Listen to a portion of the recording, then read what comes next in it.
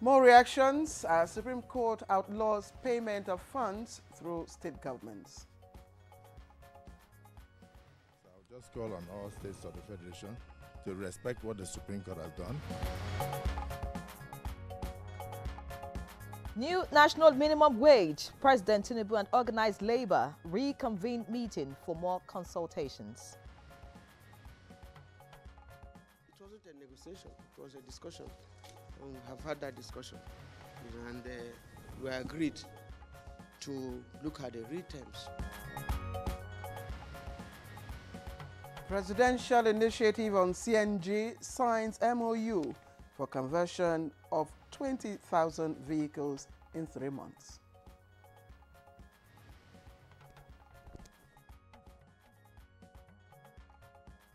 And on Good Morning Nigeria today, we shall examine the implications of autonomy for local government councils.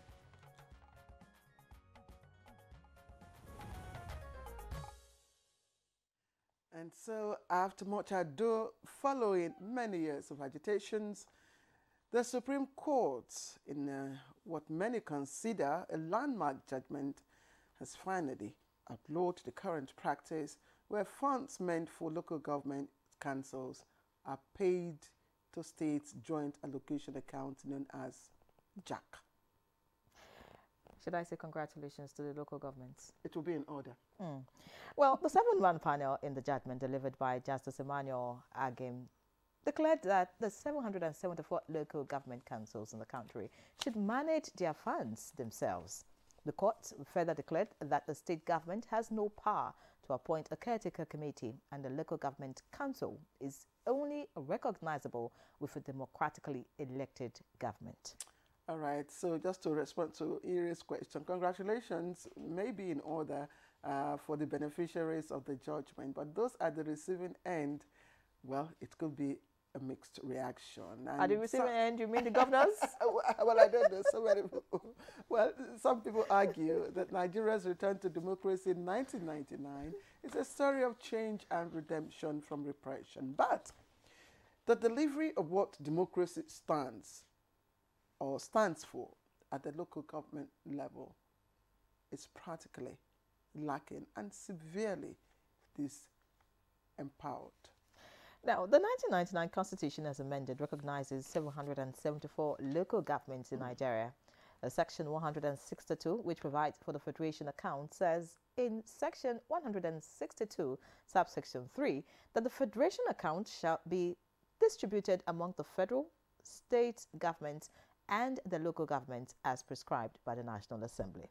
And conversely, rather for the funds to go to them directly, the states take charge in what is called Joint Account Allocations Committee, JAC. Reports indicate that the official sharing formula of the statutory allocation from the federation account, of course, that's the matrix, will include 52 and some fraction % for federal government. Now, states get, is it 35% or thereabout, while the local governments, are entitled to slightly above 20%. As it stands today, about 20 states out of the 36 states are run by caretaker committees, making 432 of the 774 local councils without elected officials, contrary to provisions of Section 7 of the 1999 Constitution as amended. So all of these and more led to the legal tussle initiated by the Attorney General of the Federation and Minister of Justice, Lateef Fagbemi, Senior Advocate of Nigeria, advocating administrative and financial autonomy for local governments in Nigeria. Well, it has been an agitation that has been on for a very long time, but the struggle is now over, and people say it's a signal to a new dawn for local governments to take charge of their destinies. Maybe we should say take their destinies in their hands, reaffirming the supremacy of the Constitution. But I should also say that that aspect of the Constitution is given different interpretations, again, depending on the point of the hill from where you're looking at it. Some would, of course, interpret it to, suit their own perception. Others will say, look, the Constitution is clear. Yes, it says your entitlement from the federation account should be drawn from the joint account, from JAG. But it doesn't mean you should tamper with it, or you should, dismember. What is edit. Edit. Well, no, that's your language. That's the language of journalists. So let's go. Chukwudi Okolugbaja is listening. I'm sure when it comes here, will tell us. All right. It's a Friday, and indeed, we are very glad to welcome you to, of course, get high on Good Morning Nigeria with us. I am Claire Adilabo Abdul-Razak. By the way, someone was saying yesterday that if there's an envelope, for two people, it's better you give them their envelopes just so that they can be sure what is inside, instead of handing both to one person to hand over to the next person. So, why are you going there? Please. Anyways, yes. Let's keep our secrets. Secret. Welcome to the program. I'm Yenre John. It's going to be a fantastic discussion today, of course, looking at the judgment yesterday. This is Good Morning Nigeria, transmitting live on the network service of the NTA right here in Abuja. Of course, Chukwudi Okolugbaja will tell us more about the editing of, and Musa Abaka also knows about how, some things can be edited. He's here for the morning news. Musa, good morning to you. Good morning, Ari. Good morning, Claire. Yeah. Welcome to the news. Reactions have continued to trail the Supreme Court's judgment revalidating the autonomy of local government as an independent arm of government. State House correspondent Musbaud Wahab reports that leaders of the National Assembly, Attorney General of the Federation, and Minister of Justice, as well as Anambra State Governor Chukwuma Soludo, after their visit to the President, commended the Apex Court for the landmark judgment. The Supreme Court has spoken, and we have no option than to abide by the Supreme Court ruling. All the constitutional amendments that were so far carried by the National Assembly, one aspect of it has always been local government autonomy. President Bola Tinubu says Nigerian workers deserve improved welfare, better wages, as well as safe and enhanced working conditions as the driving force of the nation. He said this when he met with the leaders of the organized labor unions led by President of the Nigerian Labour Congress, NLC, Joe Ajero, and his Trade Union Congress of Nigeria, TUC counterpart, Festus Osifo, at the State House. In real terms, it wasn't a negotiation, it was a discussion. We have had that discussion. And we agreed to look at the real terms.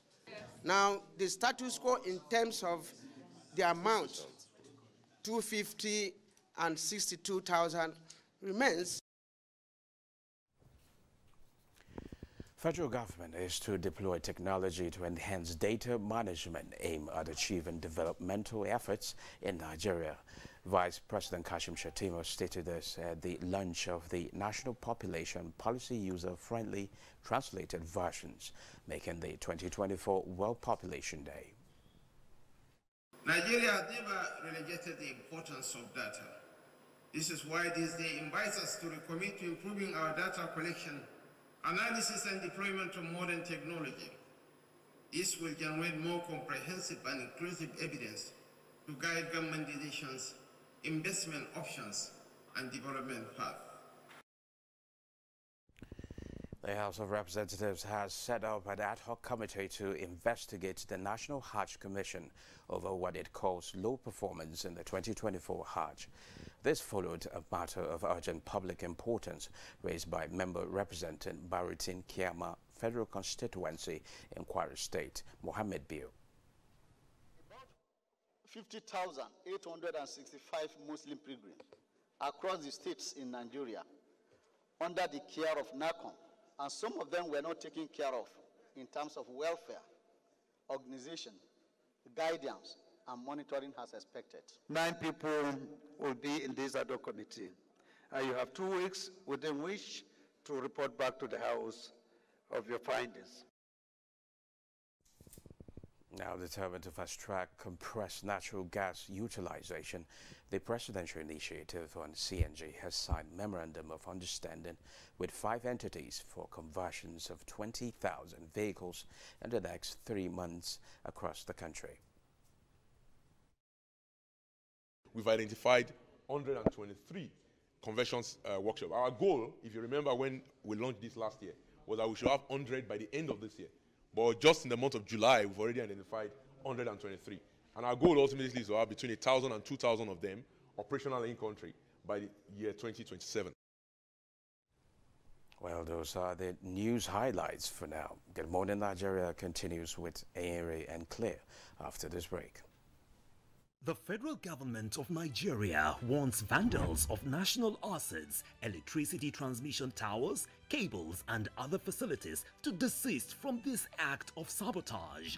Vandalism is a serious crime punishable under the law. Vandalizing electrical equipment will affect millions of Nigerians, including your loved ones. Remember that national assets belong to all of us, hence the need to protect them.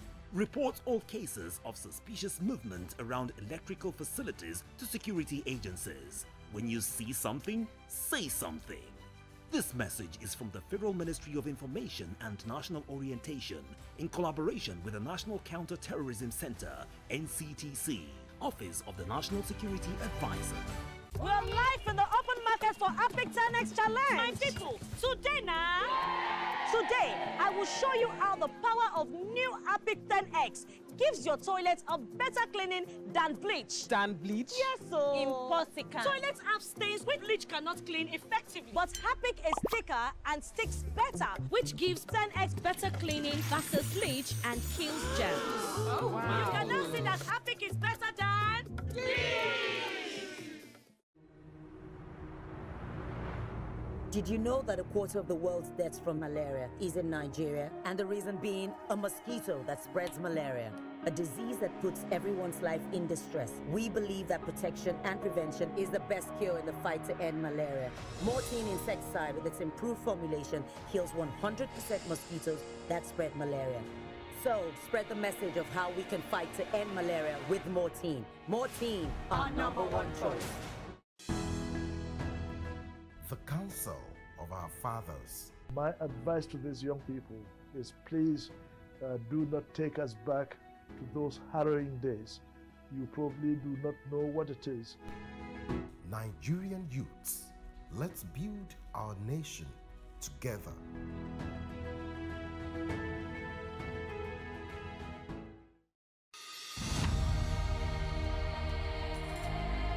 You have to move from the point where you protect and defend your religion to a point where you also recognize the rights of the other person, of the other religion, and protect it. So if I am protecting my own territory and my own people and trying to emphasize their rights and protect their rights, I should also be thinking about how to protect the rights of the others. Both Islam and Christianity recognize and defer to God, and both recognize the temporariness of the life of this world, and that ultimately we all go back to God for the day of reckoning, when everybody will render an account of his life on this temporary abode.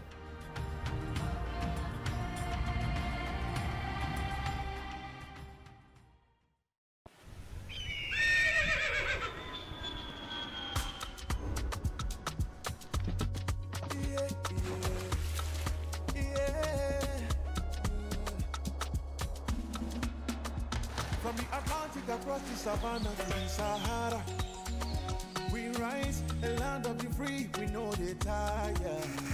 We dream great, our spirit is undying. Resilient, rooted like palm tree, we swear in colors, we turn dark into light, we make solutions, we ignite passion, yeah. Each ethnicity is unique, we are more than just a nation. We are Nigeria, strengthened in unity, we know they carry love. We are Nigeria, together live the dream of a land with great destiny. We are Nigeria. I am the real Nigerian. Brought to you by the National Orientation Agency, NOA.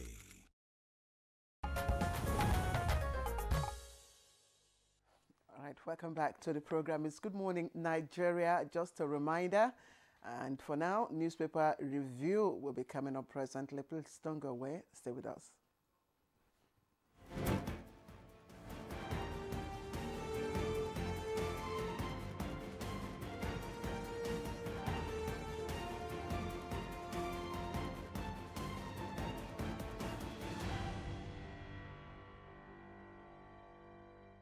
All right, I got Chukwudi Kolibaja with us this morning. Chukwudi, good morning to you. Good morning. Good to see I you. am smiling on behalf of local government chairmen across the 774 local governments in the country. Yes. Hello, Claire. Morning, Chukwudi. Morning. Well, that's the disposition of a lot of people. Like I said to Imre, you know, it's good news for some. For other people, it could be repressive. The Supreme Court has ruled. It could be repressive and depressive. When you say some people, why don't you just say it clearly? No. It may not people. For all you know, it may not just be for the state Governors. executives. Yes, you'll be shocked to find a different interpretation, of course, given to the section, you know, that the Supreme Court relied on to give this order. You'll be surprised. The way you bring two lawyers here and they keep arguing over about this, you know, you'll be shocked. So it's not just a matter of that, and again, it's also a matter of the structures to implement, to effectively implement, you know, the disbursing the funds. Well, maybe when you take the headlines, we're going to add to that. Yes, please. Thank you for reminding me. Yeri wants to start because you have two papers. All right, so let's begin with the Vanguard newspaper quickly. The lead story here says executive order.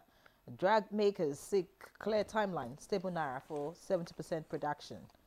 The riders maintain non-implementation, hampering companies placing order on importation of raw materials, and others say unless Naira value was fixed, local drug manufacturing a mirage. Above that, we have Edo 2024, Obatake inaugurates 20-man transition committee. On inflation, we are suffering for ways and means loan. And that's according to Cardoso. And you can read up details on page 20. Looking away from the top of the front page of the Vanguard now, looking below the lead story. Of course, Supreme Court verdict is also right here on all the papers this morning. And the Vanguard puts it this way. We have taken judgment in good faith. That's credited to Governor Soludo and Otu. Page 5 has that. We also have alleged 33 billion naira fraud. Ex-power minister Maman slumps in court before trial. All right, same. All right, looking away from the Vanguard now, let's see the New Telegraph. The New Telegraph leads with constitutional rights. Supreme Court frees 774 local governments from governor's grip. Wow, interesting headline. Supreme Court frees 774 local governments from governor's grip. Grants financial autonomy to councils. The riders bars governors from dissolving democratically elected local governments. Allocation to be paid directly into local government accounts. People will now hold local government leaders to account. That's credited to the President of the Federal Republic of Nigeria. Judgment, victory for democracy, according to Senator Kalu. Nigeria's problems now halved, according to Noge. And of course, so many riders attached to that. Of course, so many comments as regards that judgment. Away from that, above the masthead, Senate rejects bill to regulate foreign exchange markets in Nigeria. And reps flay incessant arrest of journalists. Of course, this needs to be addressed as soon as possible. The rider says passes bill for Ekiti State creation for second reading. You want to find out what's going on. Pages 4 and 30 has that. Ganduje wife orders to be tried in absentia as judge rules against bench warrant. Page 30 has the update in Kano. And let's look at below the picture story now. We have DHQ, terrorists planning to attack critical infrastructure nationwide. Says security agencies placed on alert. Minimum wage. Be realistic in your expectations, Tinubu tells Labour. Suggests reduction in negotiation time frame. Both parties to meet again next week. Page 3 has that update. And finally, in a green strip at the bottom of the New Telegraph, we have study. Reducing meat intake can lower diabetes, cancer risk. You want to see that? Page 29 will guide you. All right, I just have two more also stories to add from Daily Sun because you've almost read everything. I think maybe the papers seem to be, Yeah, there's a point of convergence, yes, as it were. This morning. Because of the... Thank you, that's the right word, point Yes. of convergence. And that's why we've been trying to get our tax, currency exchange rate to come at a convergence. Oh, yeah. Parallel market and all that. Okay, so the Daily Sun is reporting all the stories, plus reps move to protect journalists against arbitrary arrest and detention. It's on page 4, and this is a story that will interest a lot of journalists practicing in Nigeria. So just pick up Daily Sun and get all the details on page 4. And also, bribery reporting rises to 8.6% from 3.6%, says NBS survey. And this is quite interesting. And so I tried to look it up to see, get a little bit of the details. And it says that, and that's coming from, by the way, the data is coming from a survey conducted by the National Bureau of Statistics, NBS. And it says that it shows positive impact of efforts of anti-corruption agencies in raising awareness and getting Nigerians to report any incidents. And Chukwu, it says this shows that a lot more people are willing to report cases of bribery. Of course, yes. People asking them to pay or take. And this indeed, according to this paper, has put Nigeria on the lead of countries with international best practices. That's a good one. Corruption. You see, when you say institutionalized things, it doesn't mean that one big thing is done about one big policy and all that. Attitudes. If you give me assurance that if I resist the man who says if I don't bring 20,000 naira, my file will forever get missing, I'm going to be bold enough to resist whatever they want me to bring. It's the little institutions you put in place. Make it practically impossible for people to do certain things. When you have weak institutions, exactly, you know what happens. Exactly. And all the issues we talk, when we talk about challenges, when we talk about obstacles and all that, you can find that it is usually attributed to weak institutions. Exactly. Security issues we have now, it's more because of the capacity of our institutions, to deal with it. That's it. So, like you said, when you have institutions that, of course, are also changing with the times. Nobody relishes self-hurt. Nobody. It is certain things that make you look the other way while your foot is in the fire against your will. Democracy works with institutions. Institutions. So yes. That's it. And that is very interesting. I mean, this NBS, it means that we can be salvaged. We can salvage ourselves. Yeah.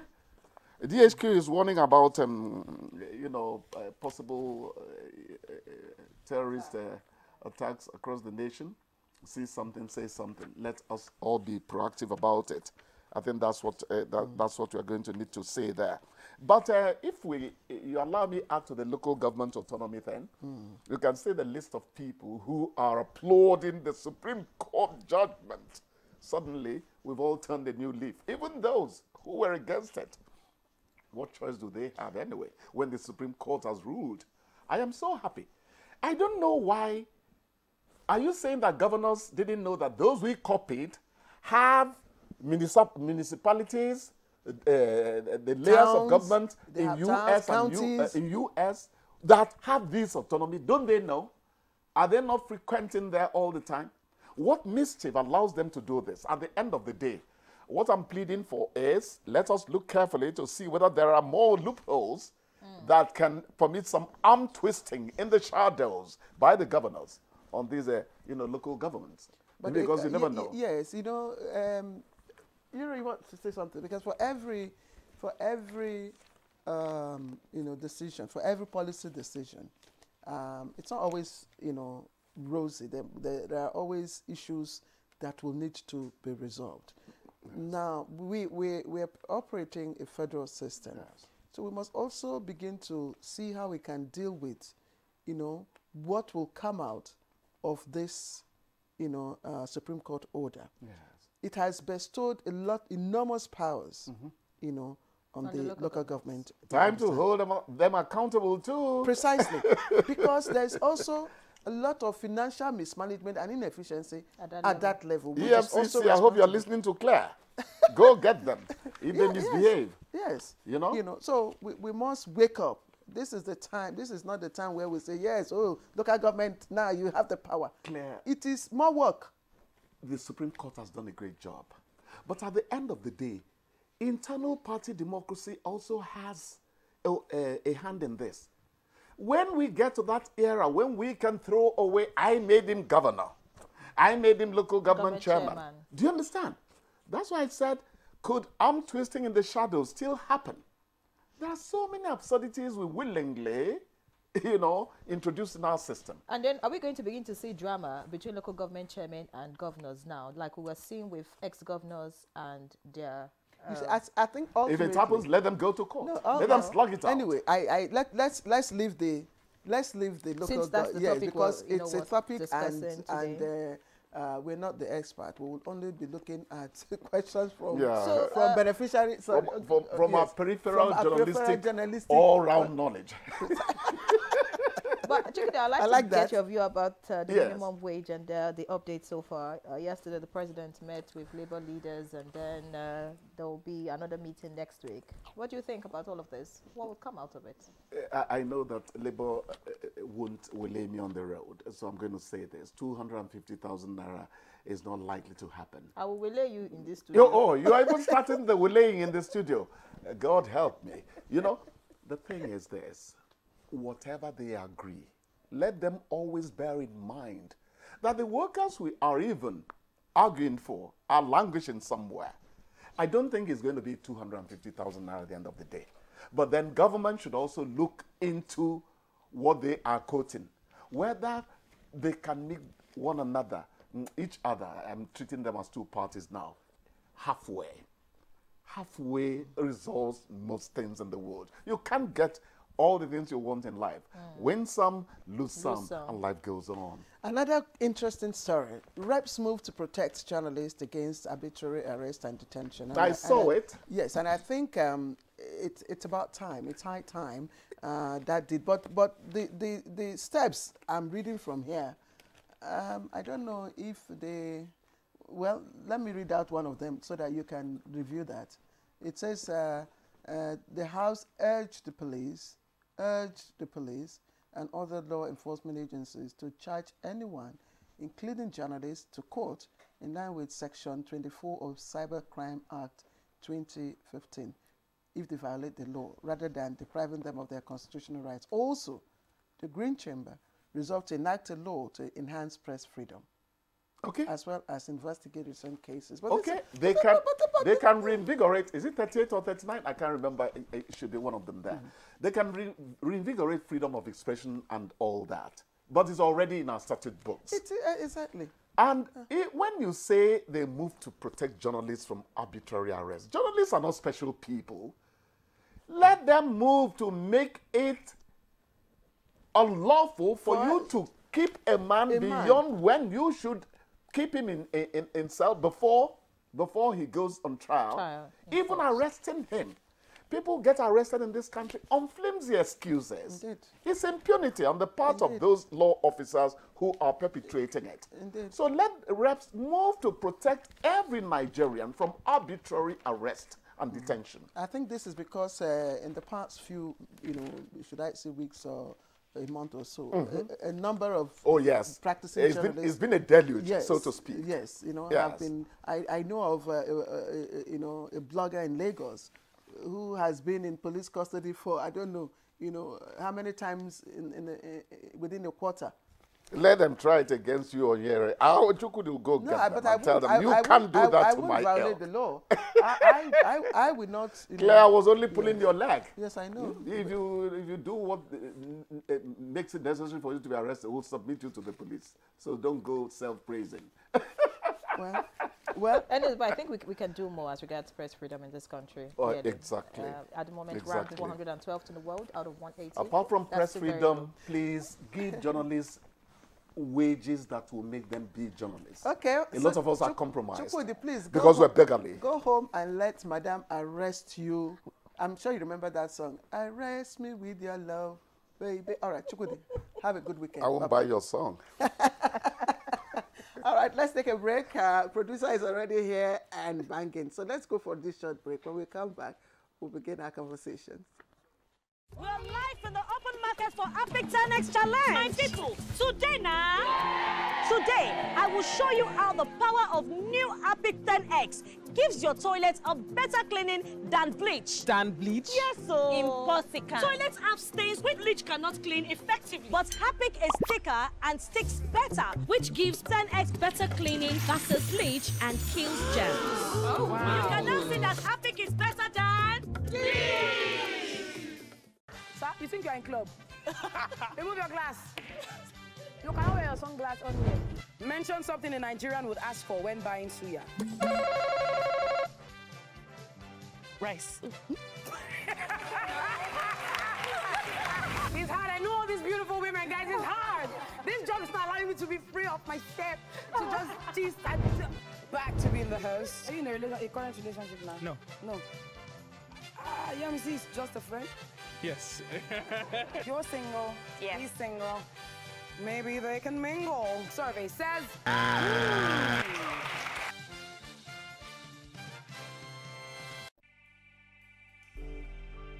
Meet lovebirds Jayola and Adama Davies. Their dream of living together as man and wife has finally been fulfilled. The latest couple in town. Mr. and Mrs. Jaye Davis!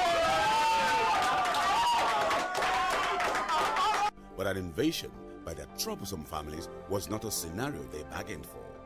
Her mother moves in. His mother shows up with his little niece.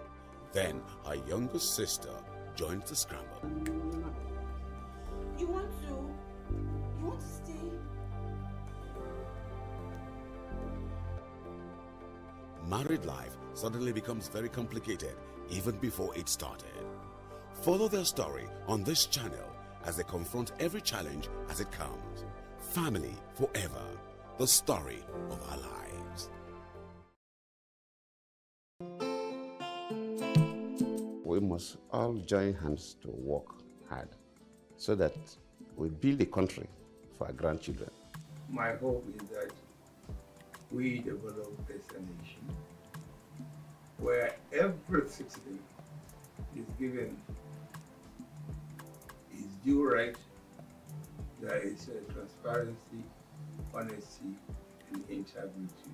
Put the interests of this country first and foremost.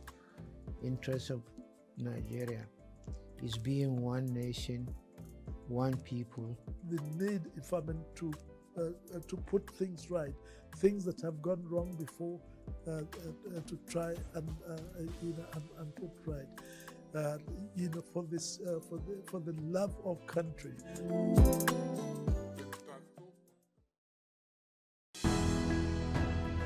The counsel of our fathers. I will urge and advise our younger generation to use talent and brain to sort out problems, not arms.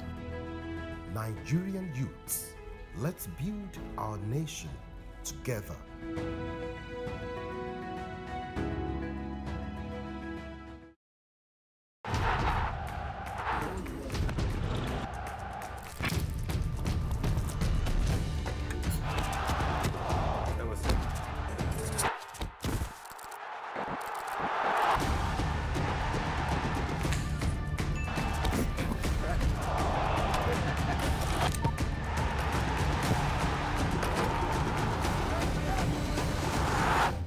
Euro 2024, live on Sporty TV. You're watching Good Morning Nigeria, live on the network service of the NTA.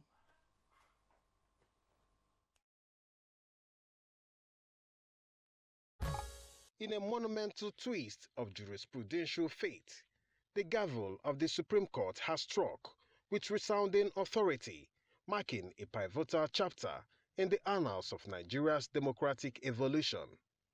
The Supreme Court has outlawed the current practice whereby funds standing to the credit of local governments in the country are being paid to state joint allocation accounts of states, as the court's ruling reverberates across the corridors of power.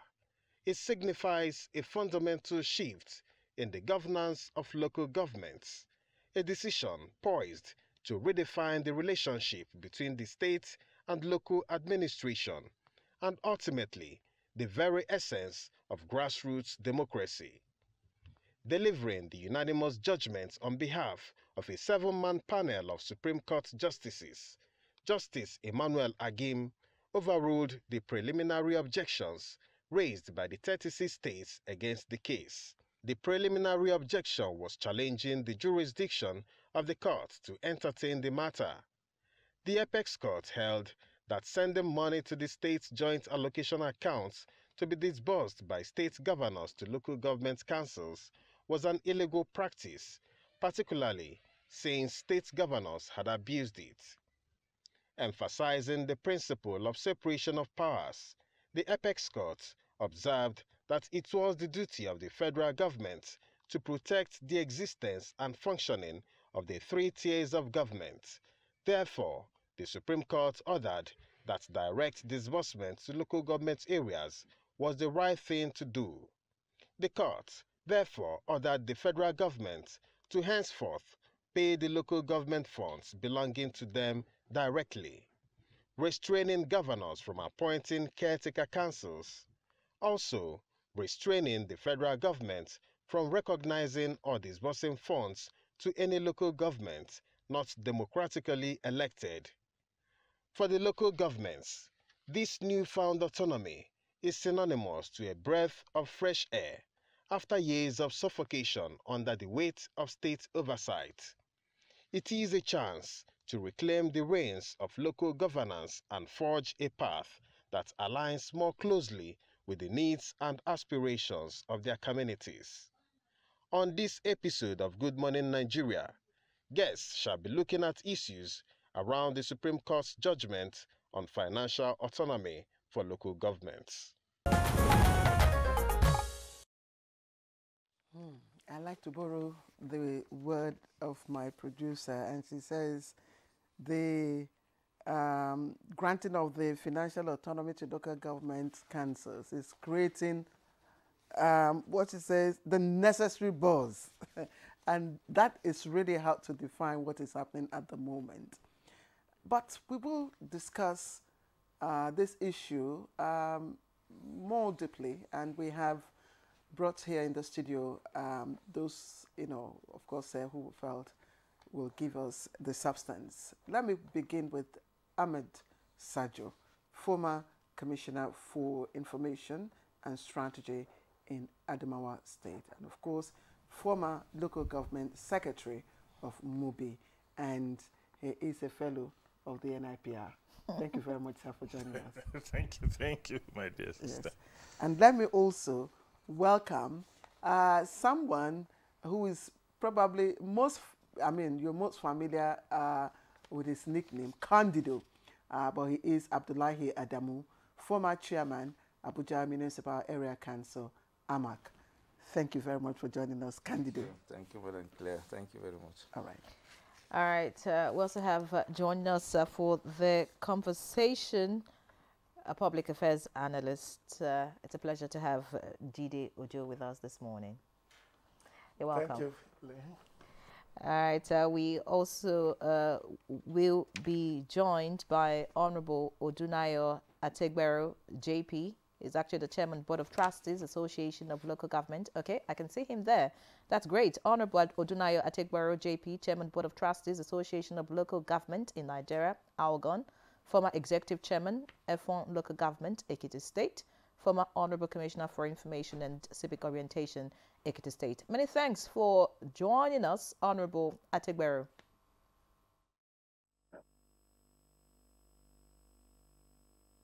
Thank you for having me again.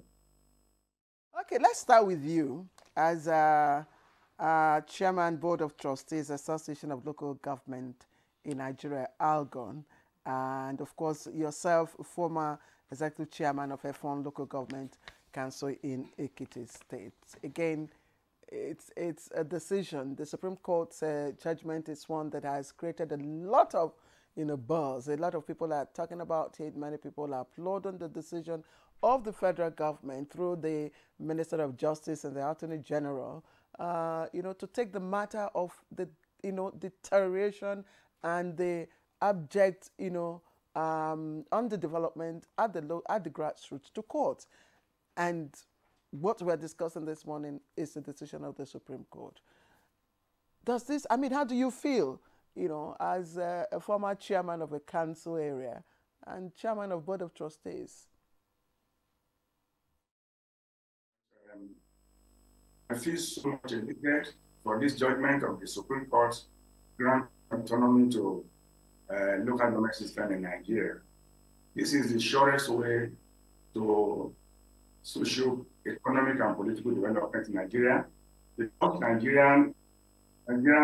majority of Nigerians are living at the grassroots level. 80% of you are living at the grassroots level. And when you talk of development, that's a bottom-top approach. So, local government autonomy, as granted by the Supreme Court, is a welcome development, and we are very happy about it. Because the way it is now, before the judgment of the Supreme Court, we have not been having it very easy at the local government, no development, a lot of things are not happening there. We need to empower. We tackle the problem of insecurity and all these things. So if now that we are granted local government autonomy, we can do a lot to assist our people, because governance is about people. And that is why we are happy, we are very much happy that this autonomy is granted now through the Supreme Court judgment. Thank you very much. Many thanks, Honorable Atigbero, for your opening comments there. Let's also get to another former chairman of local government. Okay, but this time, this is AMAC, okay, so maybe we shouldn't say local government, but of course, you understand what all of this is all about. And I want to find out from you, how did you receive the news of this judgment yesterday? And what is the implication, of this judgment on how the local governments will function going forward?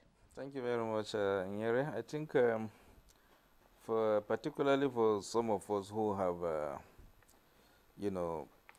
grown from the local administration, having served as a councillor, council secretary, and then, of course, rounding up as a council chairman, this judgment could be likened to a wild jubilation across local councils.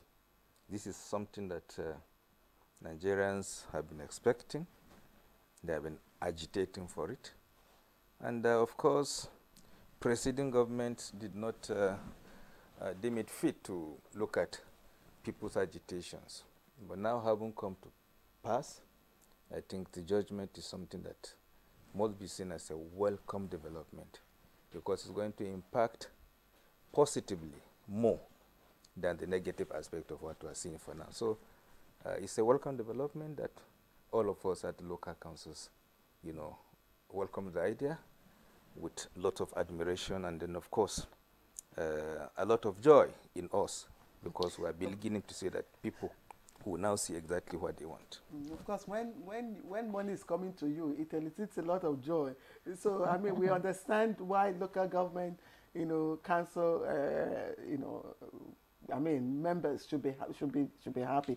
But Ahmed Sajo, you also, were former local government secretary of Mubi. You were former commissioner for information and strategy. But specifically, referring to your role as a local government secretary, beyond this is financial autonomy, because we're saying local government autonomy. This is financial autonomy specifically. Beyond that, what does it really mean? Can you explain what that translates? I think I was a local government secretary in 1993. And in 1993, we had something that, resembles autonomy of local governments. I do understand the issues, very clearly. At that time, I do remember very well that if governor wanted money from our local government, he had to make a request, you know, because we had our money. But who disburses? Once the money comes from the federation account and our internal, we had control over those funds at that time. But the irony of it, the danger of it, which even in this new autonomy, if there is no proper oversight, if there is no proper control, if there is no proper audit, in the then Gongola, when I was secretary, we had 16 local governments. Only 3 local governments, my local government and 2 others, were paying teachers and paying health workers. The rest were not paying. What were they doing? I don't know, but they were not paying. And that is at the root of all this crisis we are having. Anytime there is a public hearing, you will notice that NUT will go and say they were against local government receiving their monies directly. So, to that extent, unless we begin to reconfigure the process of oversighting the local government councils to make sure that they make use of these funds judiciously, unless we institute an audit system that makes sure that in the states, candidates may not understand, INEC conducts its own elections. In the states, the SEC, sometimes they give them a list at the government, and these are the people that should be the chairman and the councillors. These people, there's nothing stops them from collecting the money from the federation account and cashing it and bringing it to the governor. Nothing stops them. No, I'm just trying to tell you. Absolutely. I'm just saying it. So, what the issues are not about the autonomy, but it's about the fact that there has to be value for money. You're giving these people money. Who will make sure that they utilize this money for the benefit of the people?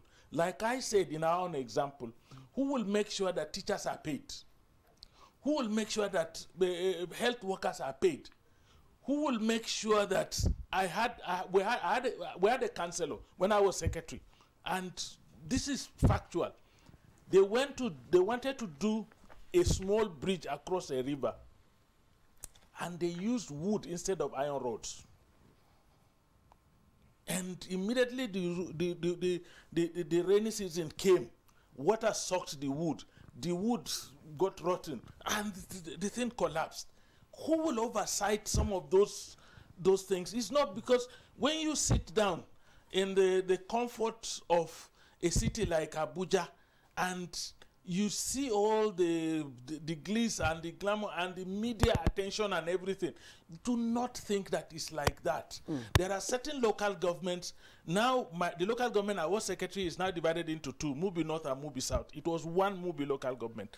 If you go to the part I come from, the Mubi South, you can spend a whole year there without one journalist going there to see what is going on and things. Nigeria is not, you know, like we look at it, those of us that are in the cities. There are a lot of challenges in the rural areas. There are a lot of problems. There are a lot of negligence and neglect in the rural areas. I do remember that when I was a local government secretary, when our allocation increased, we sat down and evaluated the areas that we had shortfalls. We had shortfalls of teachers. We had shortfalls of health workers. We employed teachers and health workers at the rate of 70% teachers, 30% health workers. It was clear, you know, we could do all that on our own. But today, in the states, you cannot, as a local government leadership, you cannot even begin to determine your plans and actions without first taking it to the government, to the state. You have just mentioned some of what our newspaper reviewer Chukwudekodi described as, I hope there will be no underhand current that will reverse, you know, the expected or potential gains. The first is the decision on who leads the local government. If the people are not allowed to determine who leads them. Fantastic, Ahmed Sadio. Of course, you're not excited about this judgment because you think it will not make any difference. Juju Ojo, I'd like to get to you. Just like Ahmed Sadio, a lot of people, some people think that the judgment is just going to be in paper. It may not be in reality, like you've tried to mention, that some of these local government chairmen will still take their money, even after getting it, to their governors to split, if you like, edit, and then give them what they think. I think what he's trying to emphasize is the role of monitoring what and the local governments tracking. do. Yes. No, but again, some have said until we begin to have elections and not selection of local government chairmen, that is when we're going to actually see the big difference, you know, as regards this judgment in the local governments. Jojo, what are your thoughts? Thank you very much, Leah. I join millions of Nigerians to applaud President Tinubu on this initiative. It was a step higher than what former President Buhari tried to do with Executive Order 10 in 2020 when he initiated that, because it was pained that there wasn't any governance going on at the third tier of government. So he issued the Executive Order 10. But it was challenged by the governors. Again, the governors believe that the president overreached himself, and the Supreme Court agreed with them and struck out Executive Order 10. But you see, there are two layers of challenges with this judgment. Financial autonomy, yes, but what is the quality of people being recruited into the local government? You cannot isolate the State Independent Electoral Commission from what may be the ripple effect of managing the funds of local government. Now, you would, just last month, I think the Forum of State Independent Electoral Commission came to Abuja to meet with Chairman of INEC, Professor Mahmoud Yakubu, and he said they need to improve the quality of elections that they organize at that local government. Not many people are inspired by the quality of elections because there is no financial autonomy for state independent electoral commissions. In fact, I recall that part of the Justice Muhammadu Lawal Ways Committee's report was for SEC to be scrapped and integrated into INEC. But the governors resisted under former President Umaru Musa Yar'Adua and said, no, that would be antithetical to federalism. You cannot have everything centralized. Just like now we are clamoring for state police, and people are having reservation about having state police, given the antecedent of what happened during the regional period in the First Republic. So, what is since the gentleman's agreement that was reached with former President Umaru Musa Yar'Adua was that the kind of reform that the president was having for INEC was going to be replicated at the 36 states. But it never happened. Now, for the benefit of those who are watching us, since 2011, INEC has been on first-line charge of Consolidated Revenue Fund of the Federation because it now receives its funding directly as a first-line charge. So just like the judiciary, like every other agency and institutions that receive, including National Assembly. In fact, it was at that 2010 constitutional alteration that granted National Assembly financial autonomy, that also granted INEC financial autonomy. And that's why we saw the quality of elections improving. And now go to State Independent Electoral Commission. Every governor comes and dissolves whatever SEC they meet on ground, irrespective of the fact that they have a guaranteed tenure of 5 years. So you dissolve them, you recruit people who will do your bidding, then you make them to announce dates for elections. The election results are more or less not reflecting the will of the people. Because we have 19 political parties in Nigeria, why is it that the parties at the state, the party that controls the state structure, wins every position in the state in an election conducted by a State Independent Electoral Commission? So in earnest, what you're saying is, as a support to this judgment, CX should be scrapped. No. states should be guaranteed financial autonomy. Well. No, yes. Because that's what has made INEC to perform. Did you know how much we spent on the last general elections? How many state governors are ready? I mean, I listened to Professor Charles Soludo yesterday. He said in the history of Anambra State, they've only had the election to local government twice. Twice. In 25 years. Okay, but let me land on this thought, Claire. The last point, and this is what this judgment of yesterday has also raised. Funding of LCDAs. How will it happen? The states have created, many states have created LCDAs.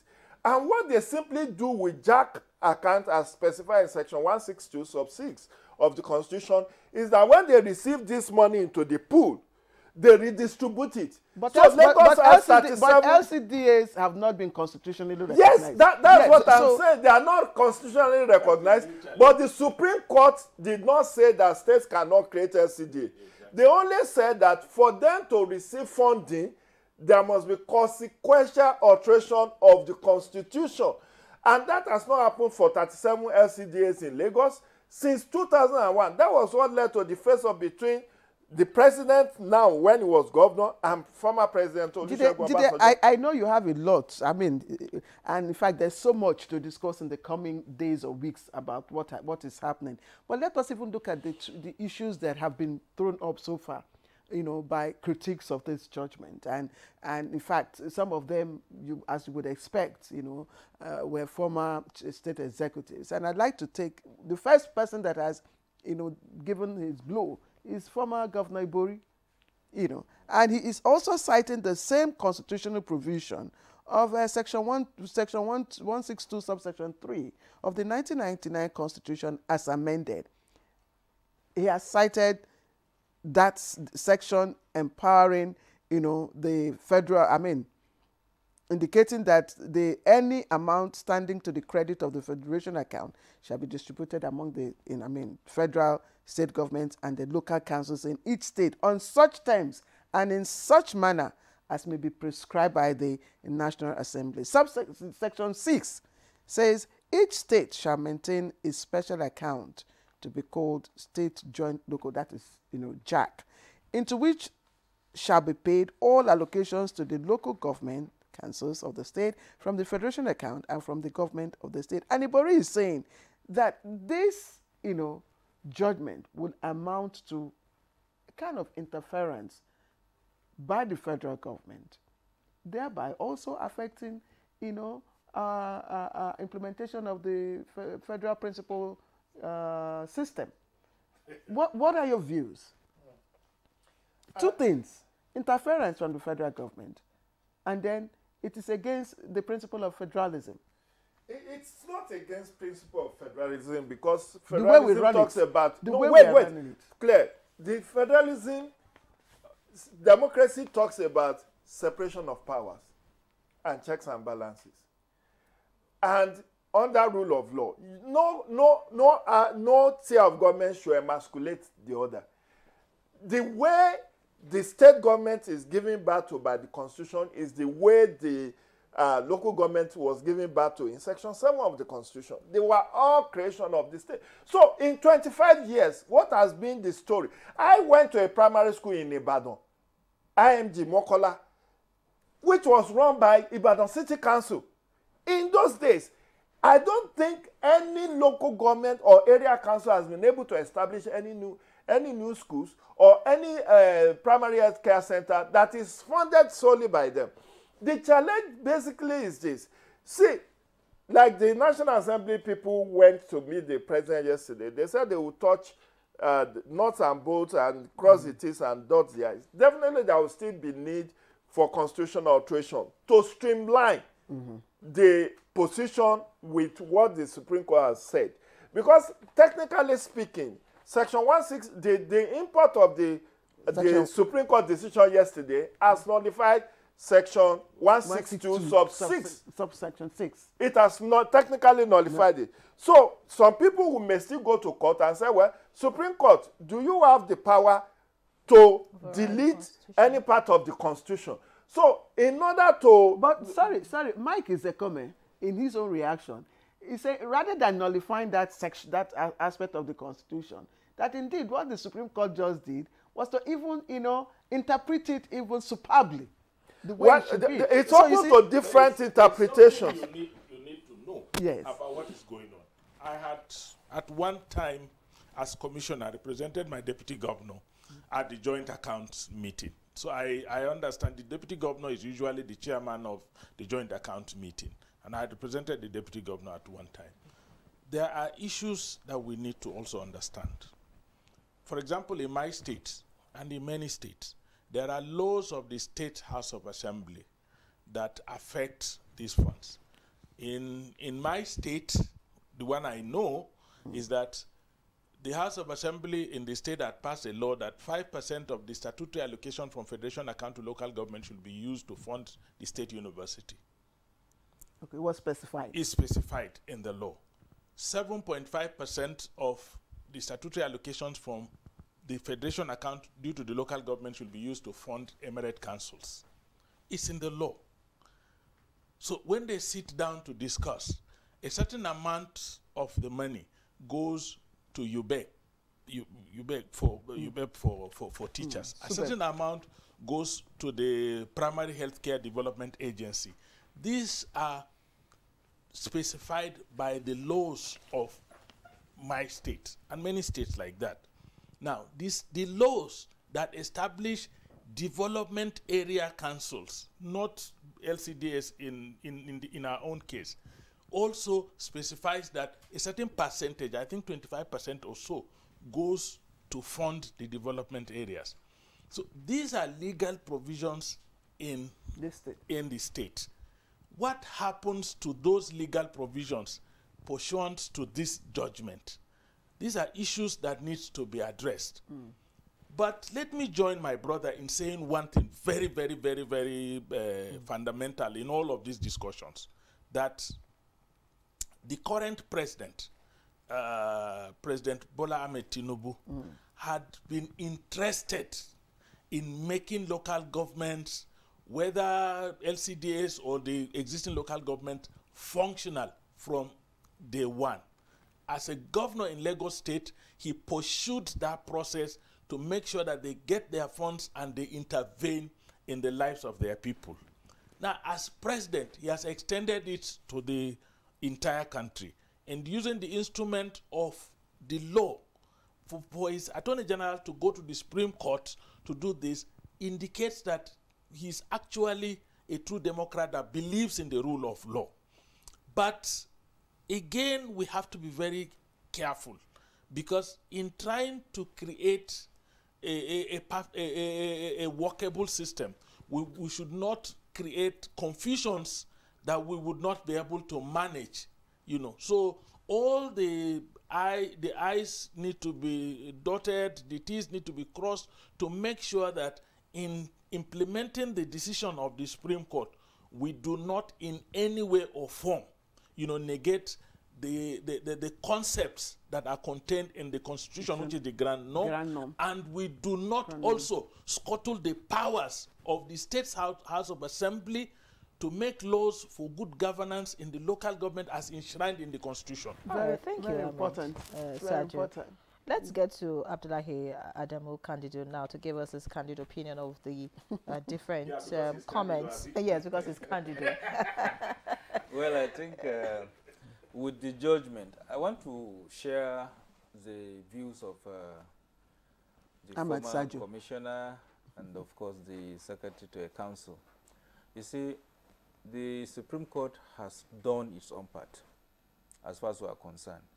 The president, who is so passionate about council administration and grassroots development, has been able to, use his office very well and got for Nigerians what they have been yearning for.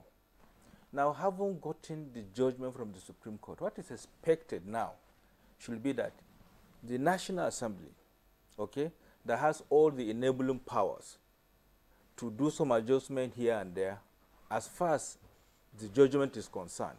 If there are areas, gray areas, that needed certain input from the National Assembly and, with concurrent support from the state assemblies, what is expected of them in the best interest of the nation and the people is to put their heads together and then look at what are those areas that needed to be crossed, okay, and then, sorted out so that the Nigerian people can be happier for what the judgment has given us, okay? Now, having said this, we want to have local councils that are legitimate. With the judgment, you need to also have a local government that is legitimate. Legitimate here means if the people are not properly elected, like you're just saying now, the governor still have a right. If I just implanted my PA to be a council boss somewhere, he know that he's not elected properly. He will still be afraid.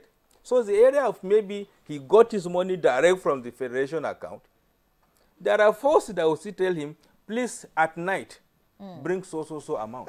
And it has to be given. So councils must be legitimately elected. Now, in the case of FCT, where I come from our experience, we don't have this kind of scenario where local councils are elected and then they have to now lie under the cover of what you call a joint account. We don't have it here. From 1999 till date, all councils administrations have everything going for them. Our money comes direct from the federation account.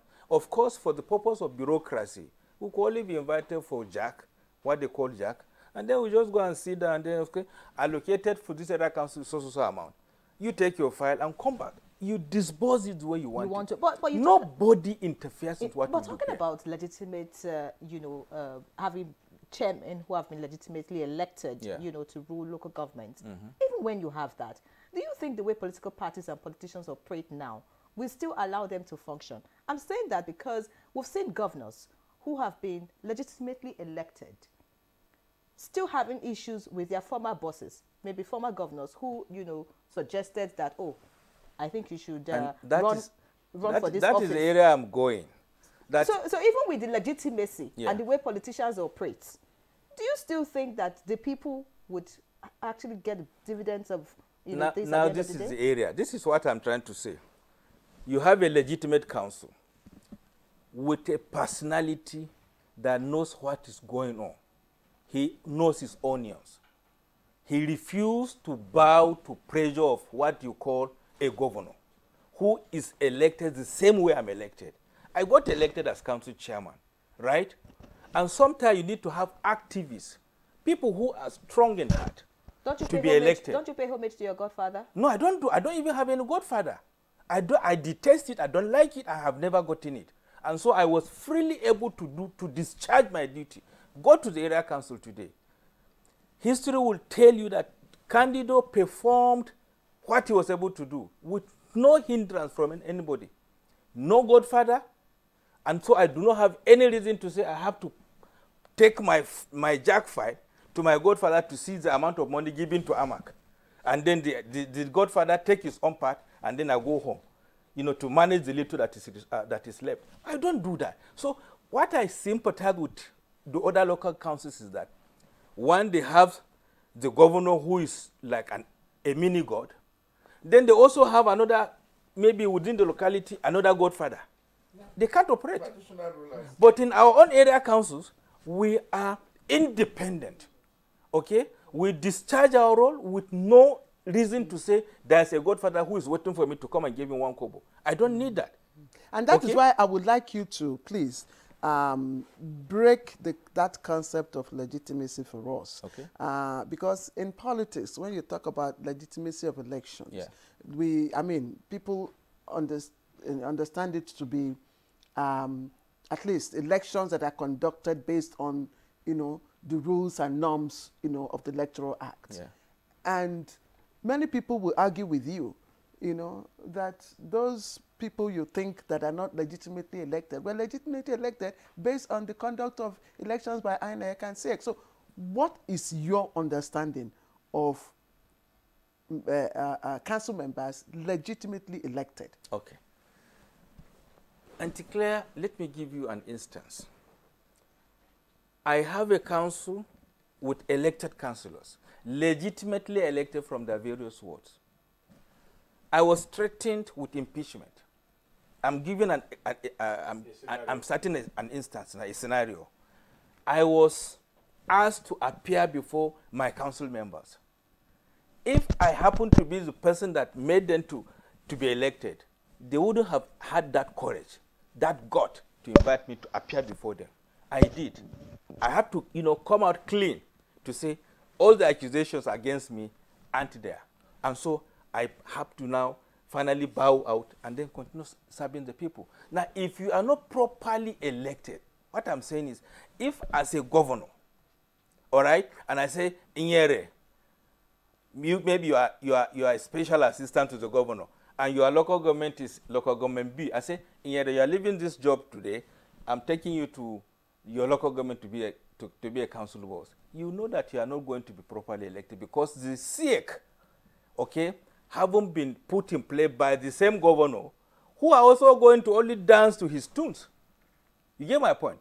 They are only going to play the script of the governor, so you're not going to expect anything. But we are trying to say, that is why I disagree with Jide here, where he says State Electoral Independent Commission should still have a way here. If they do have a way in this system, they are also going to ground what the judgment has given to us. Let us have an elected government, sorry, a council official elected by independent local government, independent National Electoral Commission. They should do the election, conduct the election for all the 774 local governments. So CX should be scrapped. They should be scrapped. They don't have any place here. Because if they do have a place, then the system is still going to be corrupt. In FCT, you go to area councils, 6 area councils, you must see one party and another having won one election. In Amak here, you have APC in government, you have PDP in government, you also have a Labour member, House of Reps. You have also a member in the Senate as a Labour Party member. Now, this thing cannot take place in state. That is why if you go to a state like Nasarawa, Niger, and what have you, the same party that is in office, led by the governor, will still produce the same people as council chairman, even if they are elected or not. And that is to simply say, are you telling us that there are no other political parties in those states that still produce, council chairmen from the same political party with the governor? What does this order, yes, this judgment of the Supreme Court, what impact will it have on this, this part that we're discussing? That the local government council chairman and elected councillors cannot be whimsically removed by state governors. That the state governor has no power to constitute caretaker chairman. That governors and state assemblies have no power to use state power using laws enacted by state houses of assembly to dissolve democratically elected local government administration and appoint caretaker. Immediate compliance order. So, this, wrapped off. It's a welcome development. Implementation has always been the challenge. Will it address this issue? It will, to an extent. If is it my other brother here that talked about oversighting? At Abuja level, civil society, media, you have a lot of oversight. They are oversighting National Assembly, who is oversighting the MDAs. But at that grassroots level, nobody is there. Even how many people are oversighting what's going on in Gwagwalada here, or in Abaji, or in Kwali? So the focus has always been on the center, lesser at the state, non-existent at the grassroots. If we all have this information and run with it, and have state allocation published, like Mrs. Okonjo-Iweala was doing, let us know how much each of the local government gets as allocation every month. Now, if you like, go and give your governor the money you got from the federation account. When you give him, it is you, the people who hold to account, not your godfather. And you have no autonomy. They are running. You don't have immunity, and that is another thing we need to look at. Because it's easier to say you cannot dissolve, you cannot remove. But does a council chairman, area council chairman, or local government council chairman, does he have immunity against arrest, against prosecution? We know what happened in Ogun State when one of the local government chairmen, blew whistle about the management of the fund. The state government denied it, but eventually they removed him. And the man is in the lodge now. So, it's good to be an activist, but whoever's head is used to crack coconut will not live to eat it. And that's why sometimes, the godfatherism in Nigeria politics starts at the grassroots level. Even though I must also consider that most people who end up at the Senate, at the governor's seat, start their career at the local government. People like Alhaji Musiliu Obanikoro, Mrs. Dame Politale, and several others. They cut their teeth from the local government. Senator Itahenang, from councillor to House of Assembly, to House of Reps, to Senate. People like that, and you can see the wealth of experience they have brought to public administration. But the point is that they are in the minority. And if we make local government, that's the idea we should strive for. The point is that what kind of oversighting system can we institute that will make sure that the tenure of local government officials is sacrosanct. They cannot be, routinely removed, suspended, because the irony of it is that when you look at the state houses of assembly, they are very pliant and do the biddings of the governor, and they have power to suspend the local government. Where should the oversight come from now? Because who should? Let me let you know that, the tenures of local governments are also not very explicit in the constitution, like the president, the governor, the legislators. Some have 3 years, some so have it's 4 the years. State House of Assembly that determines their tenure. Some will just say your tenure is 2 years. Some will say it's 3 years. Some will say midway. As in AMAC. Midway into the local government, the life of an elected local government, the House of Assembly can enact a law to reduce their tenure or extend their tenure. That is. Let me come in here. Yeah. You can see why I was talking about having a strengthened council. You see, with this amendment, with this judgment, you need impeccable characters to chair councils.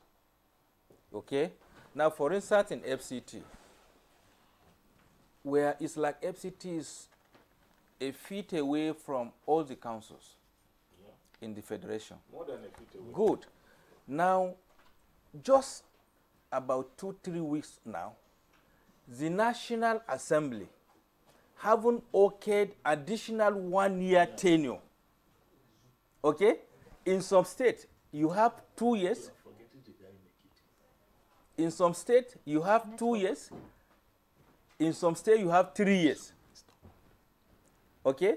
In some states, you have 2 years. In some states, you have 3 years as a tenure for local government chairman or councillor. For God's sake, if you elect me for 2 years, the first year is for what? And then the second year is for election. So what am I going to deliver? In FCT, we've been, able to secure for the FCT area councils 4-year tenure. Just like Lagos. Yes, 4-year tenure. While we were in, as outgoing chairman, we had to go up and down, okay, lobbying the National Assembly to secure additional 1 year for chairman. We are not beneficiaries of the 4-year tenure, but successive administration will now, starting from this council chairman, they are going to operate a 4-year tenure. That shows you that local councils now will have a way of determining how to support and provide dividends of democracy for the people. Fantastic. Thank you so much, Abdullahi Adamu Candido. Let's get to our guest who joins us via Zoom now, Honorable Dunayo Atekberu. JP, I'm sure you've been following the conversation and you've heard the comments by our guests right here in the studio. I'd like to get your reaction to this because, so many comments here and there. Some are saying, well, this will not improve, administration at the local government level, local government chairmen wanting to pay homage to their bosses, governors or traditional rulers like Jide Ojo said and all of that. Do you see this as the determining factor, if you like, for a change of narrative as far as the local governments are concerned? Or you think some of these issues will still crop up? Thank you very much. I think for this judgment to serve the purpose for which it was granted, there should be a legitimate election, like Honorable Kanito has just said. If we allow the state to continue to conduct elections for local government, it will be like no election. So the National Assembly still has a long way to go. They need to start the CA so that NHI can continue to conduct election for local government. And that will give opportunity for having uniform tenure. I remember when we came into government in 1999, NHI conducted our elections, and we had uniform tenure of 3 years. But since after that time, some states were not even conducting elections. They were putting people there as caretaker. Even when they conduct elections, you have these chairmen as the voice of the governors. So they cannot do anything. They cannot benefit the local government. So I think we need to go further based on this judgment to ensure that we have a kind of legitimate election where people of credible integrity would be in charge of the local government system in Nigeria. So I want to believe that the House of Assembly too, they are appendages of the governors. So they cannot on their own determine or stand up for local government autonomy. For example, all these bills that have been passed by National Assembly for local government autonomy, when they get to the state level, the states will reject it.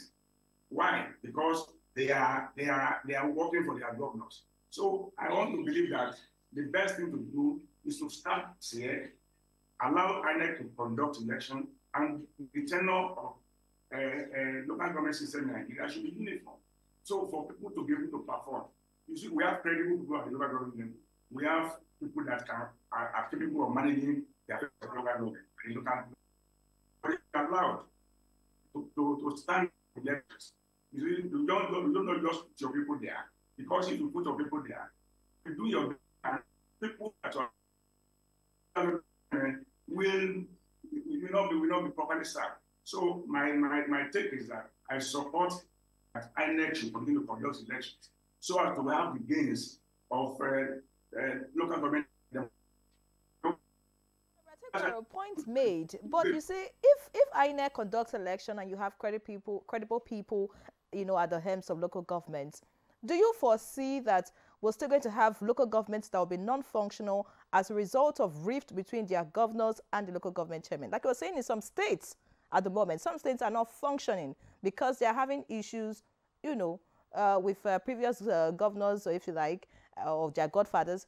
So what is is it the politicians themselves, or I don't know? Could you just speak on this particular issue? Because of course, I mean, if you have issues with your governor, and even when you get your money and they are coming to demolish this or do one thing or the other, I mean, you'll still not be able to progress in your local government. So what is the real way out of this? Is it that the politicians themselves need to go back and think about, governance for the people and not themselves? Yeah, of course. If people that are put in the local government are chairmen or councillors should be held responsible by the people that give them the money, because what they are having is the mandate of the people to serve them. And that is why the election should be free and fair and credible. And that election where you have CA conducting elections at the state level. Because the governors, they have their voice. In fact, it's more of selection than election. So, and the politicians are supposed to serve the people. And when you are standing in for election, you are telling, because you must be able to tell people what you want to do for them. Because you're being there as chairman or as councillor, it's not just to be there as politician, it's to be there as somebody who will assist the growth and development of that particular local government. That is what we are saying. Because if you see any governor there as chairman, the chairman will respond to the governor and be responsible to the people that elected them. But when it is properly conducted and there's legitimacy about corruption, conduct of election, there will be opportunity for people to really serve. You will know that your impact must be felt, and the people you are serving must benefit directly from what you are doing. Is it not people? You need to do all these things. If you don't have any godfather that will just say go and do this and that, go and do that. But you as elected local government chairman will be ready to serve your people. At the end of the day, you are going to be held responsible for whatever you do. If you do well, yeah, people will appreciate you. If you didn't do well, then you are in for it. So that the issues are on ground. And again, as far as this government is concerned, there are some guidelines that should be put in place, maybe at the federal level by the Federal Ministry of Finance and the other agencies, so that a local government chairman will not take his allocation and go through the back door to give to their government. All the local government chairmen should be held responsible. And I want to say, any local government that does not have a democratically elected local government should not be given an allocation. The allocation should be withheld until such a state conducts election. Okay, Honorable, thank you very much for the points that you have raised. And we've been talking about, the need to have a credible, legitimate, leadership at the grassroots, at the local government level. But let us even look at what they do with the, autonomy that has been given to them by the Supreme Court. Now, if you look at the formula of disbursement, the federal government is taking the large chunk of the money.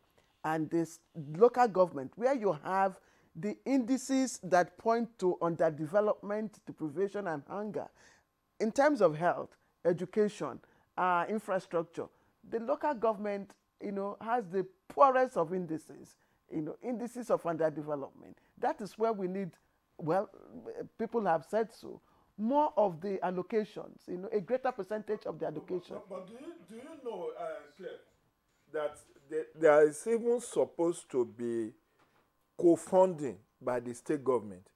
Well, by virtue of section, I think subsection 7 of that section 162, the states should also augment whatever is coming from the federal.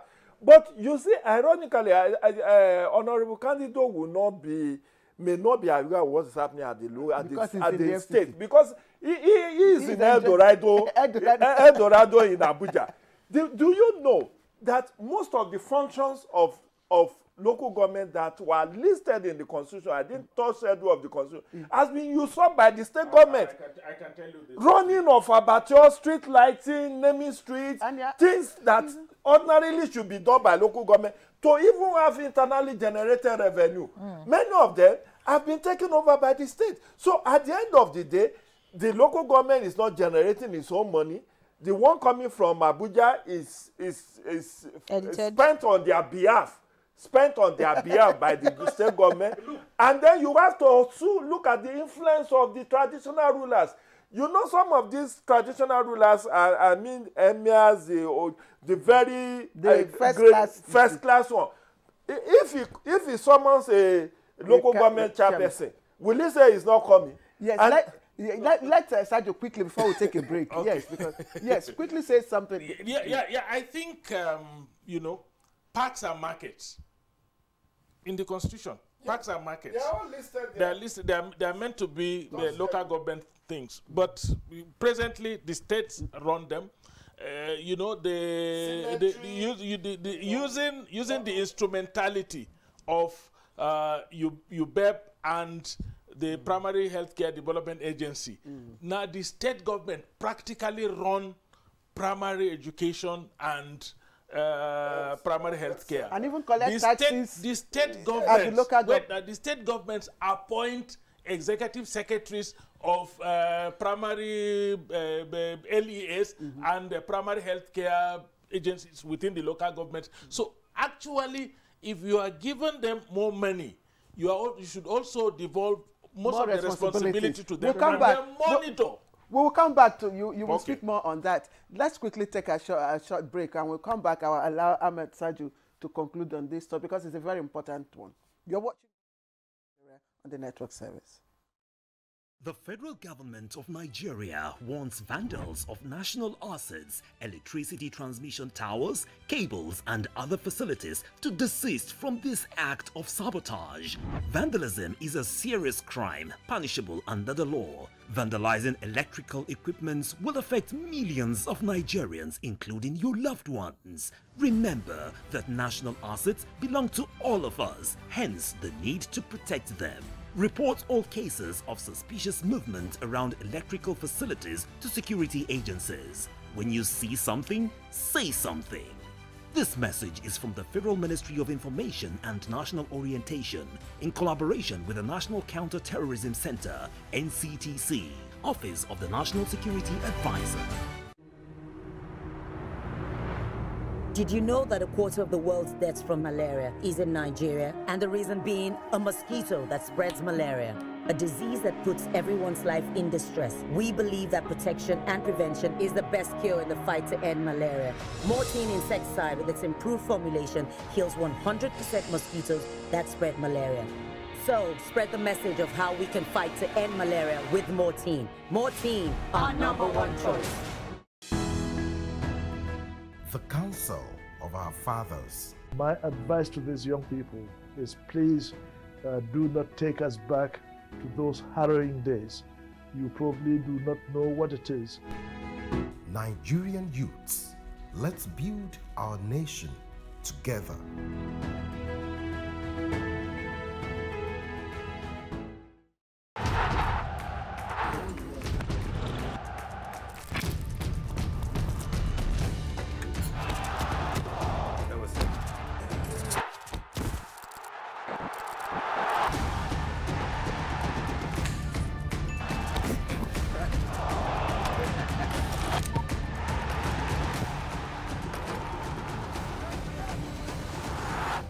Euro 2024, live on Sporty TV. All right, welcome back. It's still Good Morning Nigeria, live on the network service of the NTA, and the conversation continues. Of course, our guests are still very much with us, talking about the judgment as regards local governments by the Supreme Court yesterday. But let's just quickly find out the, the pulse of Nigerians. We have a Vox Pop, which is coming up now. How can we sustain it? Now they have granted this autonomy. I pray another government will not come tomorrow and say, no, it is not done. But if we want Nigeria to develop, if we want the democracy, the dividend of democracy to be given to the right people at the right place, the financial autonomy is very okay. Local government councils in this country are the ones that pay the school fees of, and they pay the teachers' salary of all the teachers primary school teachers in this country. The salaries of teachers of this country, I want Nigerians to know, is paid by deduction, direct deduction of the allocations to every local government council in this country. It's not the state government that pay salaries of teachers. It's not the federal government that pays salaries of teachers. It's the funds allocated to individual local governments that are the total cost of the teacher's salary are deducted from every month. So it's one major involvement that the local government system has continued to offer this country, and they are not being acknowledged for it. If you see things going wrong, the citizens of that local government should also be held liable, because this fund that is coming in belongs to all Nigerians, all citizens in that local government, which means you have every right to ask questions. You have every right to ask the local government chairman. You have every right to ask the councillors or whosoever is handling this fund or within the circle of leadership in that local government. What are you doing with this money that is coming to our local government? We don't have roads, we don't have schools, we don't have this, we don't have that. You must question, and not for you to fold your hands and be asking, the federal government have not done this, state government have not done. Have you also asked if your local government is also doing? Because it is 3 tiers of government. 3 tiers of government. We are back to the issue. But again, while we ask the local government chairman to do the job, for which they were elected, that means, of course, give dividends of democracy to the people at the grassroots. We also know that to do that, you know, they have to also be, like you said, there has to be a structure that will measure their efficiency, measure, you know, their integrity and transparency as well. Because the caliber of people you have at the grassroots now, do you think that, you know, they are able to, you know, carry out their assigned constitutional responsibility, you know, to the people who elected them, as it is now? Yeah, I think that's where I was coming to. First and foremost, who empanels the structures that drive service delivery in the local governments? The executive secretaries of local education authorities are appointed by the states.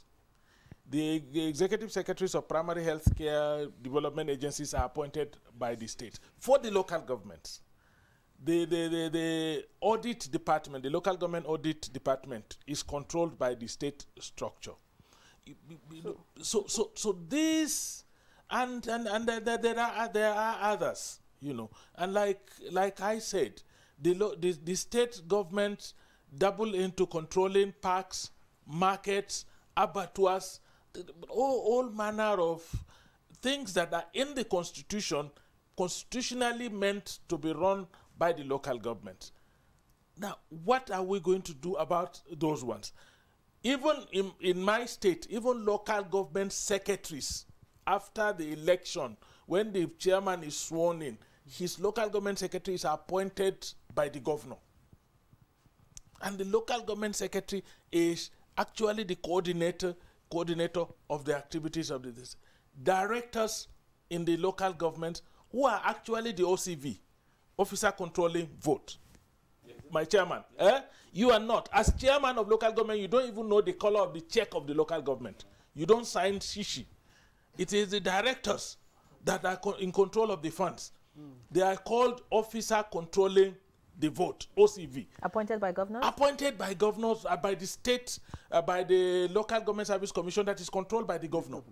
So he can juggle people within the local governments the way he wants them to. Okay, be. please, let's so all of these things, yes, you know, may be impediments to full autonomy, because of course, you know, we have reports. Effective autonomy. We have effective. Yes. We have reports, for example, that when monies are allocated to local governments, they are moved to the private accounts of the treasurer, and then from the treasurer they are moved to the local government ministry for onward transmission to whoever, you know. But my worry, my concern is that in granting them this effective autonomy, if you so want, we should not go back to the era when teachers are not paid and primary healthcare workers are not paid. That's why I want Jide, what is the role of Revenue Mobilization and Allocation Commission in all of this? They determine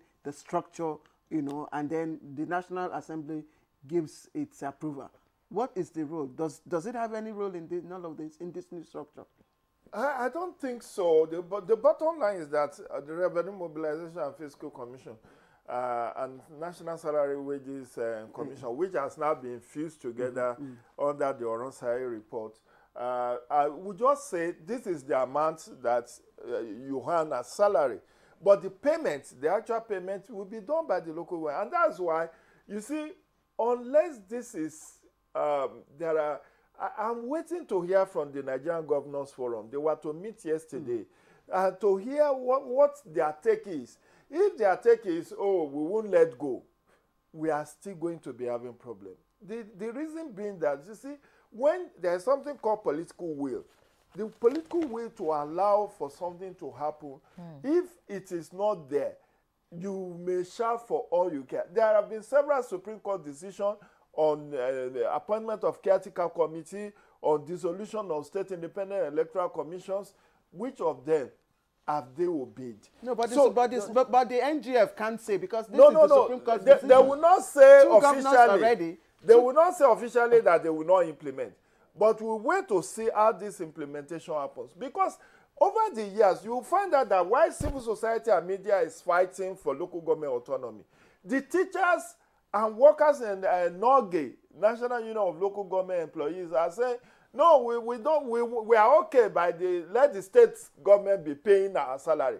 Because the experience in many states is that the teachers, primary school teachers, primary health care workers, a whole backlog of salaries. And if that experience is anything to go by, they will be haunted that now with this financial autonomy, are they sure that before the end of the month, they are able to get their paycheck? Talking about paycheck, at the moment, 20 states are running with caretaker chairmen. With these judgments, wow. what it has done is that going by August or by the end of this month, if you have not if you do not have democratically elected government, the federal government is at liberty to seize or withhold your allocation until when you do the needful. The needful is for you to have credible elected representatives. And that's why the issue of credibility of election now comes in. Look at the face-off in Rivers State. Governor Fubara has appointed 23 caretaker committee. The former one said their tenure has been extended by 6 months by the State House of Assembly. Now, there will be interpretation. Is it status quo? Can this judgment have retroactive effect, or it's going forward? It's going forward. So that again may be a gray area, but I think President Tinubu's job is not done. He still needs to sponsor executive bill for the amendment of relevant sections of the Constitution.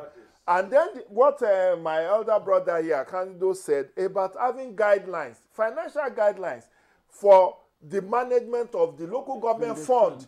In which case, if you are in breach, you will be a guest of EFCC. Because until when there is no financial autonomy, nobody looks your side. But the moment money starts coming in, you will see that many more chairmen will be dragged before EFCC, councillors will be dragged to EFCC. But I'm looking at these judgments in a more holistic way, that how would the governors, how would they fund the LCDA or development areas that they have created? Would they scrap them, or would they still rely on State House of Assembly to come up with a legislation that would say certain percentage of your allocation should be remitted to run those development areas? Because there are 2 layers of control that the Constitution have given local government. One is National Assembly. If you read that section, 162 sub 7, it says National Assembly will prescribe the manner in which the disbursement will be done. But there is another section of that section 162 that also gives State House of Assembly some powers to legislate on local government. And they oversight local government. They are the ones that are empowered to suspend a chairman of a local government. So, you know, all of this, we need to have a streamlined and overhauled system that will now be efficient. It may take a bit of a time, but the needful has to be done, and proper oversight has to be done, particularly by the State House of Assembly. Just that many people don't have confidence in the State House of Assembly to do proper oversighting beyond what they are told by the governor to do. Because once you run foul of, once you have problem with your state governor, the next thing is that you are suspended by the State House of Assembly. And then by the time you go to court, the money you don't have, you start spending it. Court processes are never quick. You may be, you have 3-year tenure. So if you go to court in your 2nd year, by the time the court gives you judgment in favor, your tenure has lapsed. And that's why some people just want to obey. Thank you. Thank you. It's quite an interesting conversation and insights too. Just as we begin to wind down, there's a question I really would love to look at, and it's about the current disposition, financial. The allocation, federation allocation for the month of July. which has been received to the tune of 293.82 billion from the federal government on behalf of all the local governments. So what happens now? Nothing. The thing is that if it has already been received, it has been received. You cannot retrieve it. Definitely, you cannot retrieve it. And they are not already disbursed. Has it been disbursed? But the worry will be... Has it been disbursed? No, it cannot be. It cannot. Let's be realistic and honest. Yeah. It cannot be retrieved. But the worry now will be for states that are not quick to conduct elections, local government elections, that are running on caretaker. Like you said, if their monies are, if the local government funds are withheld, what happens to the workers that need to be paid? What happens to those who would benefit from such funds in the local government level? But don't forget that President Bola Ahmed Tinubu had managed situations like this in the past, and he understands exactly what it is. You know, when President Obasanjo withheld the funds for Lagos area councils, local government councils and development area councils, you know, he managed he managed the situation very well. And I'm very, very positive that this one too will be managed, and that I doubt if it is the intention of either the President or the Attorney General or even the Supreme Court for local government workers to suffer adversely as a result of this. But the thing is, like he said, once there is a political will to ensure that this thing is implemented, the way it should be, we would begin to have, states hurrying to empanel elected local governments within a period so as to get their allocations. But I think these are also the gray areas that needs to be streamlined. But I don't think our workers, especially primary school teachers and primary health care workers, should not, and even the local government staff should not suffer as a result of this crisis. I think it should be something we should handle very swiftly and with sufficient political will, as my brother said here. Thank you. Honorable Odunayo, I'm sure you can hear us. If you're still with us, you must have listened to, the reservations that have been made with regards to effective, implementation of responsibilities by the council executives at the local government council areas. And Ahmed Sajo is expressing, very great concern about, having the council areas, reverting to status quo in the 90s, where people, teachers and health workers, were owed salaries and had to even ask, the state government to take up payment of their salaries. So how might this Supreme Court judgment resolve that and ensure that that does not happen again?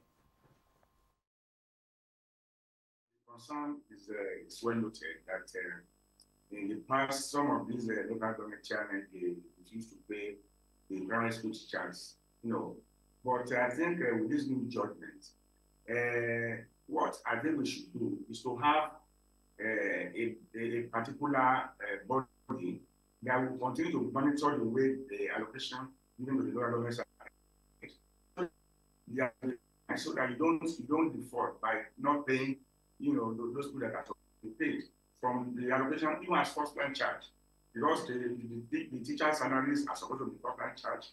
The health workers, the salary are supposed to be first-line charge.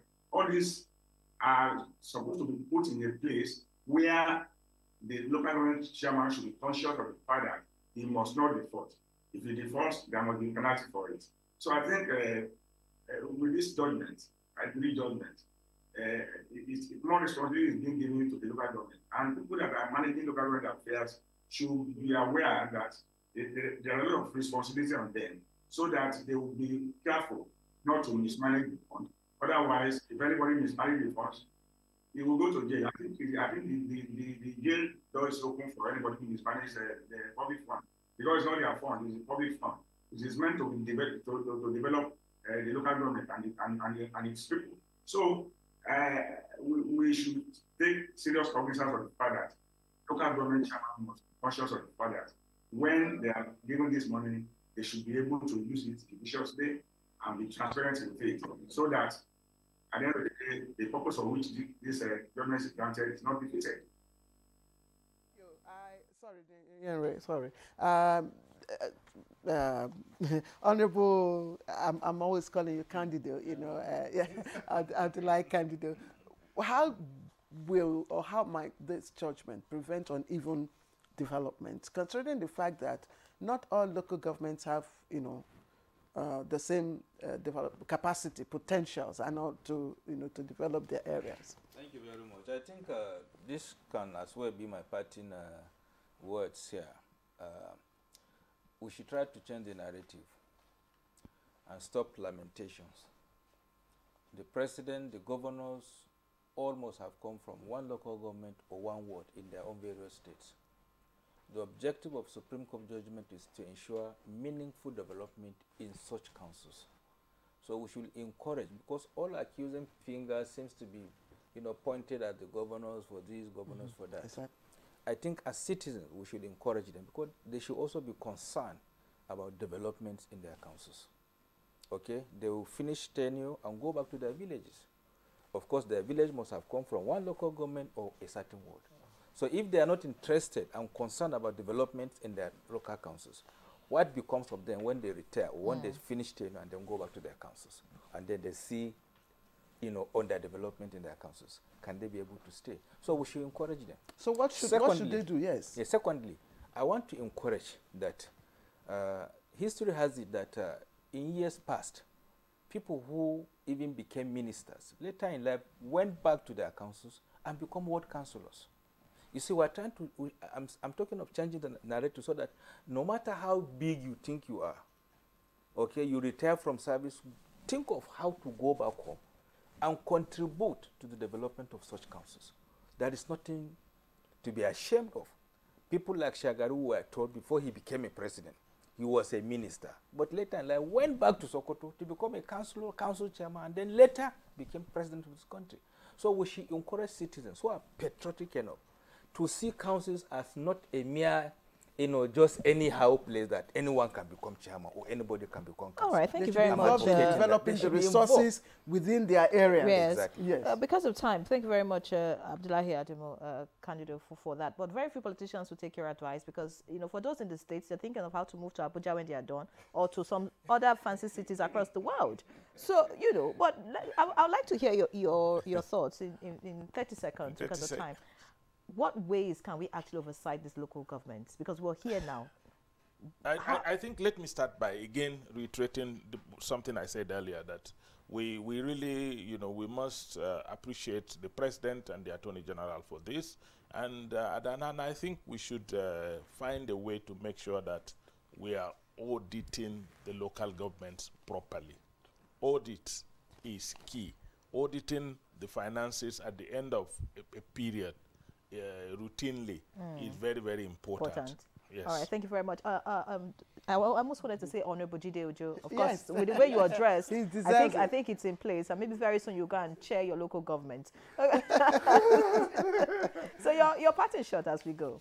So first, I join millions of Nigerians to commend President Tinubu. This is a legacy that will stand to his credit. And the courage shown by Attorney General Minister of Justice Lateef Fagbemi. But it's not yet Uhuru. That's what this has shown. We are not lamenting. We are only being real. Reality check is what we are saying. Let's have credible elections at the local government so that these credible people can manage the funds of local government properly. And let the state government remove its chokehold on the local government by, you know, releasing to them areas that they can generate internally generated revenue, like all this park management of cemeteries, you know, beer licensing of TV, radio, and beer parlor, and all of that. All those monies must also be accounted for. It's not because it's IGR, then you don't account for it. Then the state government should also complement whatever is coming from the federation account. Is there in the constitution, so that there will be proper funding And when there is proper funding, there should be proper oversight, not necessarily by the State House of Assembly, but by the citizens of the... Look at the whole concept of village headmaster. Do you know it was premised on local administration? The village headmaster that NTA ran for decades. And you see Councillor Balogun, the vociferous and fiery councillor who will challenge the Oloja of Oja and say, no, this is not going to happen.